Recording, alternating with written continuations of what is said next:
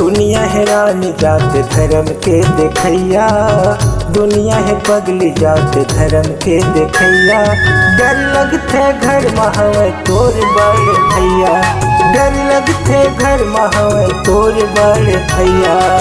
जिंदगी अधूरा लागे तोर बिना राजा, जिंदगी अधूरा लागे तोर बिना राजा। मोरी अंगना मले के आजा गढ़वा बाजा, मोरी अंगना मले के आजा गढ़वा बाजा।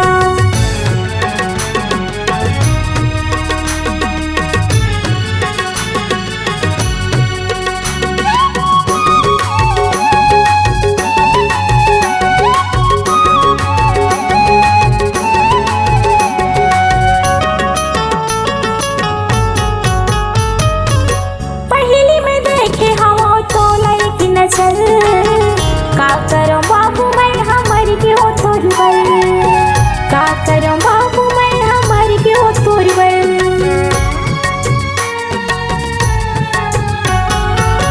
जिंदगी लजियो नहीं तोर ले अलग होके, भले मर जाऊं भैया तोर बिना रो रो के, भले मर जाऊं भैया तोर बिना रो रो के। सोचे हाँ जिंदगी के बनाऊं हूँ दुल्हा राजा, सोचे हाँ जिंदगी के बनाऊं हूँ दुल्हा राजा। मोरी अंगना मले के आजा गढ़वा बाजा, मोरी अंगना मले के आजा गढ़वा बाजा।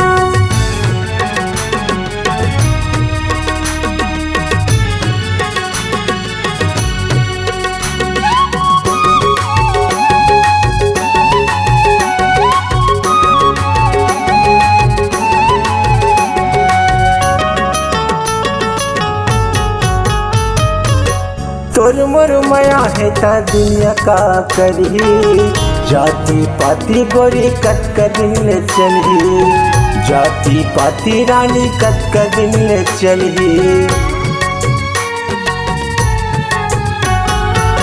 दिल में मोर बही उठा थे तूफान, दुनिया लड़के बना हूँ अपन जान, दुनिया लड़के बना हूँ अपन जान। सोचे हम जिंदगी ला बिताऊ हूँ तोर संगमा, सोचे हम जिंदगी ला बिताऊ हूँ तोर संगमा। करके बिहाव तो लाला हूँ अपन घर में, करके बिहाव तो लाला हूँ अपन घर में।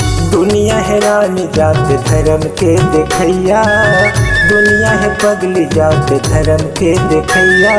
डर लगते घर महवे तोर बड़ भैया, डर लगते घर महवे तोर बड़ भैया। जिंदगी अधूरा लागे तोर बिना राजा, जिंदगी अधूरा लागे तोर बिना राजा।